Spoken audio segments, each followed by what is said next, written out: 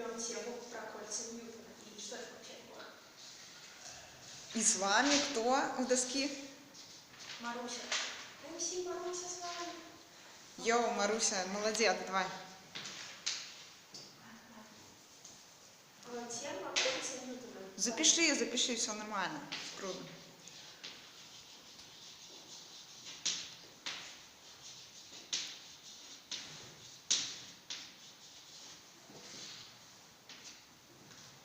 В общем, сначала, что такое кольца Ньютона?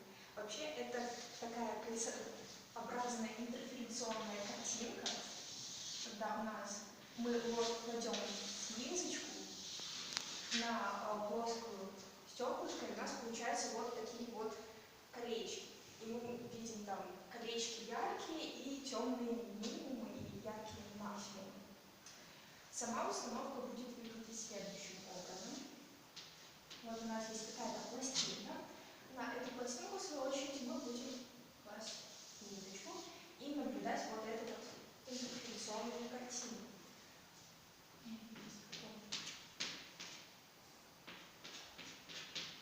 Радиус, и она находится в какой-то среде. Причем у стеклышка у нас уже другая среда N1, и очень важно, чтобы N1 всегда была больше, чем среда N.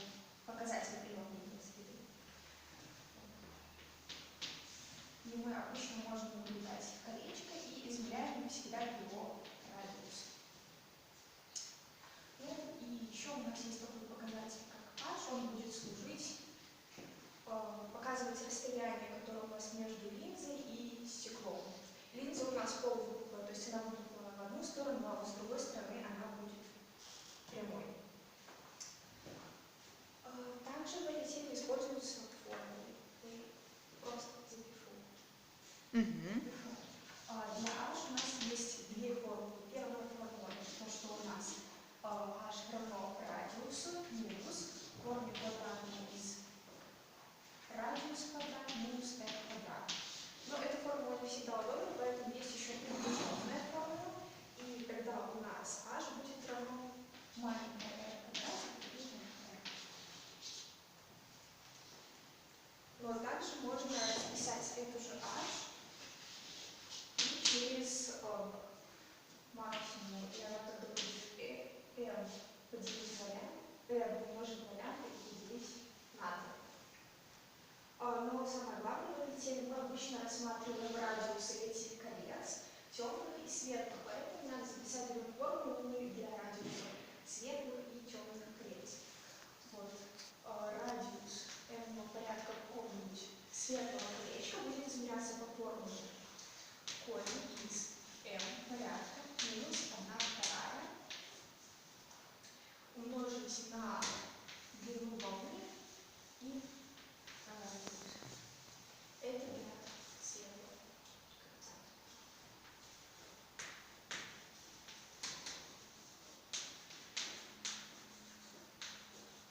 Ну и для темного кольца тоже есть своя формула. Радиус темного кольца m порядка будет вычисляться как m.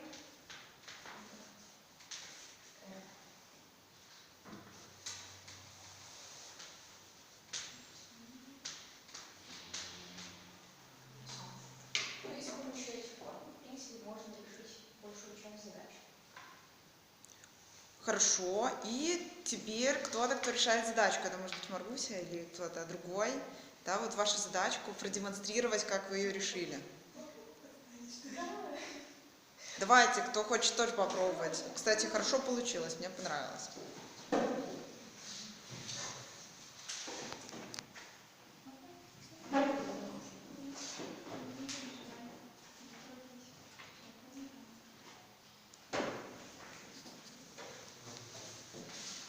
Привет, я Вика, и сейчас я объясню нашу задачу.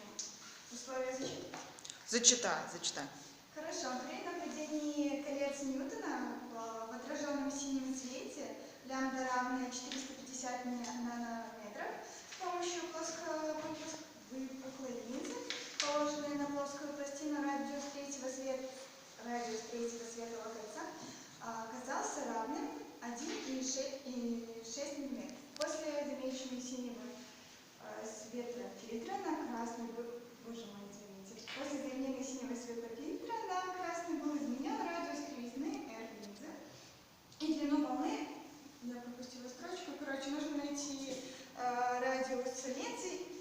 радиус кривизны линзы и лямбда красного цвета.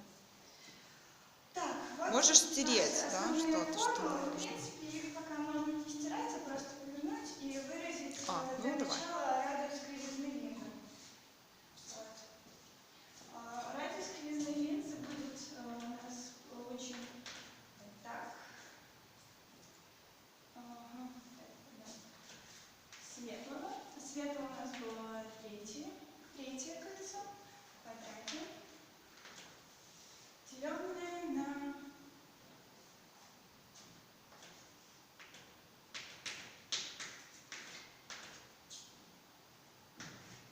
лямбда.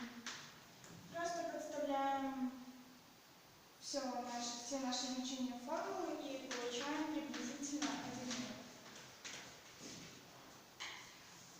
Это мы нашли радиус кривизны, а теперь, чтобы найти длину волны красного цвета, мы должны просто также выразить нашу лямбду, только уже с темным цветом. То бишь мы будем использовать радиус красного кольца.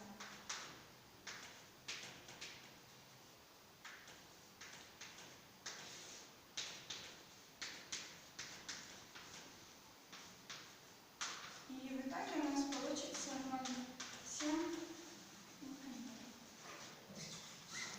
Конец. Отлично. Подожди, одну минуточку. Ребят, есть ли вопросы у другой группы? Есть ли вот потому, что вы слышали, есть ли у вас вопросы? Так, по факту это просто вывод из тех формул на правой доске? Да, просто вывести, представить. Хорошо, спасибо за вопрос. Еще есть вопросики? Нет, отлично, спасибо, Вика. Здорово. Потом ты можешь посмотреть на себя, и вот со стороны очень всегда интересно смотреть. Человек по-другому себя воспринимает, как он смотрится. Да не пугайся, не пугайся. Ну что, ребят, группа номер 2 или номер 1? Кто готов?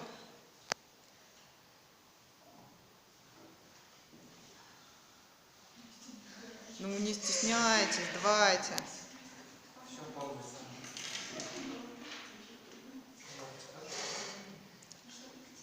Давайте, вы посмотрите. Это всегда очень классная такая проверка. Тоже как вы можете концентрироваться на какой-то теме, потому что есть какой-то раздражитель. Мелик тут, тряпочка там.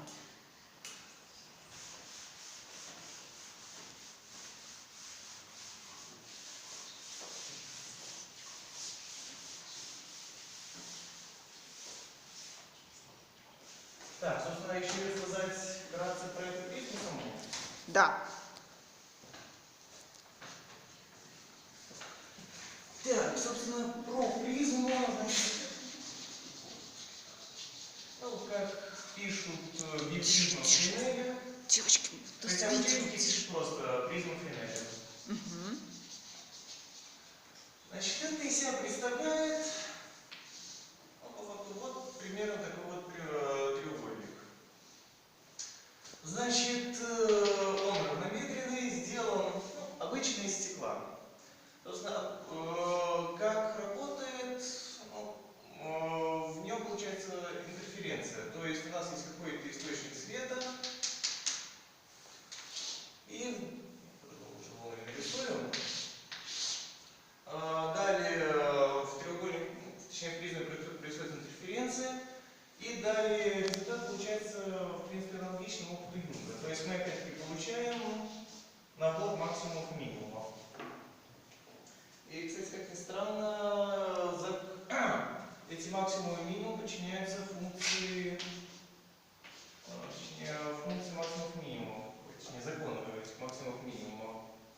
Это напрямую, в общем-то, взято из опыта Юнга, и при этом, где D,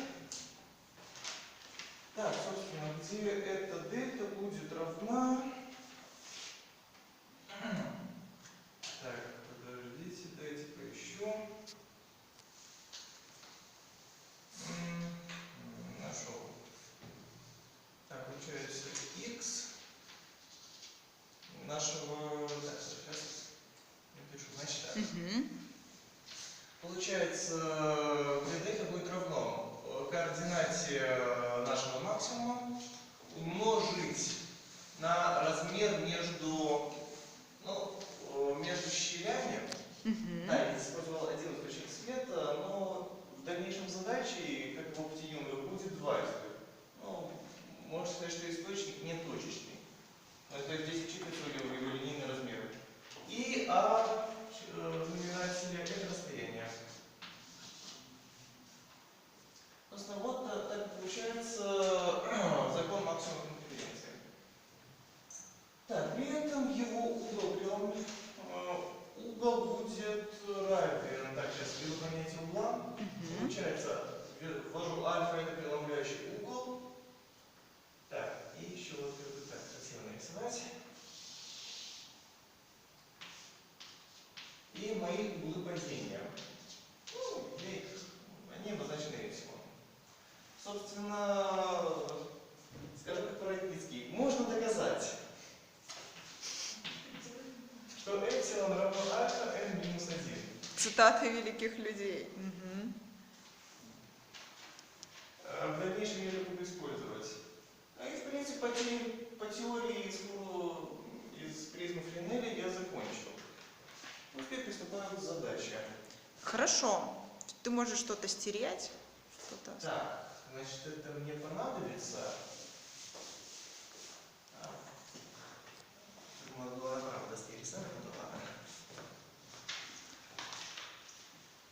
Да, ничего страшного, можешь просто задачку решать тут и справа, и посередине, и слева. Так, ну что. Значит, задача. Найти число полос интерференции n, получающееся с помощью призмы Френеля. Если показатель преломления самой призмы равен n, преломляющий угол равен альфа, длина волны излучения лямбда, при этом расстояние, здесь я немножечко перерисую под задачу. Значит так, расстояние здесь равно а, и здесь равно b. Вообще в рисунке А обозначается вот это вот расстояние. Но поскольку призма у меня имеет крайне малые размеры, я считаю, что вот эта вот длина примерно равна нулю. Поэтому в дальнейшем я буду использовать вот эту вот длину А. Так вот, мы, собственно, само решение. Получается, можно опять-таки увидеть, что количество всего максимума будет 2х разделить на дельта х.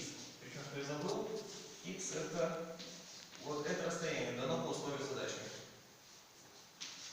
Значит, так, далее, смотря по рисунку, х равно b тангенс эпсилон. И так как я опять-таки имею дело с крайне маленькими углами, я запросто говорю, что тангенс эпсилон приблизительно равна эпсилону. Так вот, далее использую ранее сказанное утверждение, что это можно доказать. Или, опять же, как говорил Юрий Иосифович, это очевидно, все синонимы. Так вот, и подставляю свой x.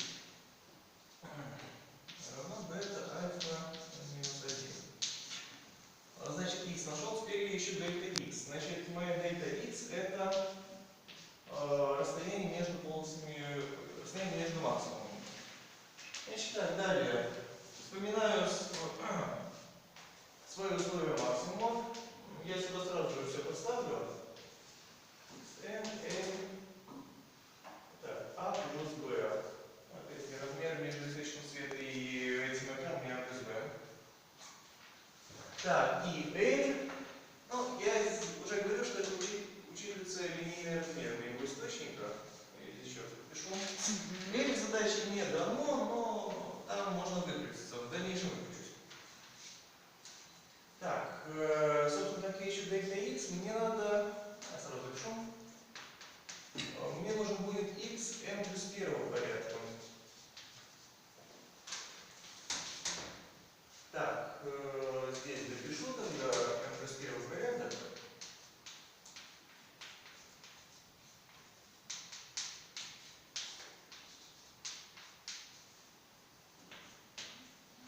Так, тогда подставляю. Ну, я тоже все-таки подставлю. Так.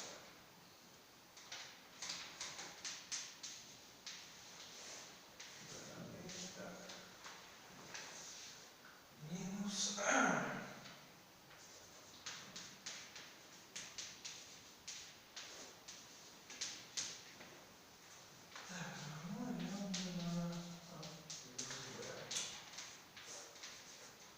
Так, теперь буду искать, что же такое L. Буду искать вот так же, как нашел f от x. То есть через таблицу. Так, это равно. Ой. Так, L равно это 2. Так, что мне тут? Тангенс. Эпсилон. 2, потому что тангенс эпсилон учитывает именно вот эту вот часть. А мне надо и b. И опять-таки я округляю. Использую формулу, что прямого угла эпсилон примерно равен своему тангенсу. Так, и у меня получается плюс b. Эпсилон равно. Так как эпсилон у меня уже известно.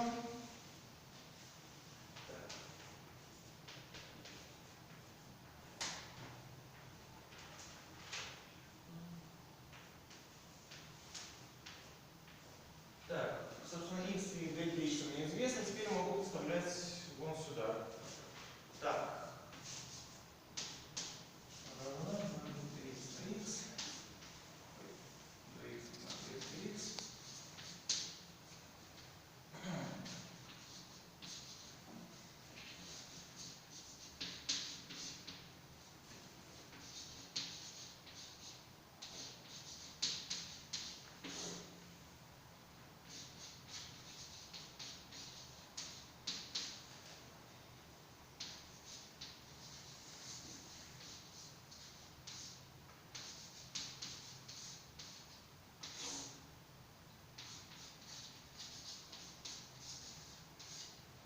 Готово?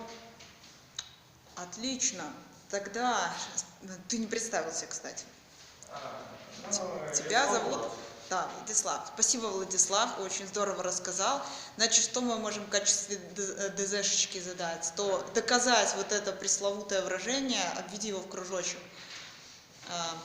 Вот это вот, да, то есть, пожалуйста, это один вариант, доказать, как получается призма Финеля.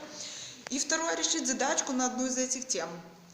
Пожалуйста, то есть каждый, кто вот сегодня не присутствует, да, на занятии, к следующему разу решите какую-нибудь одну задачку на ваш выбор. Все, ребята, все молодцы, всем спасибо. Пока.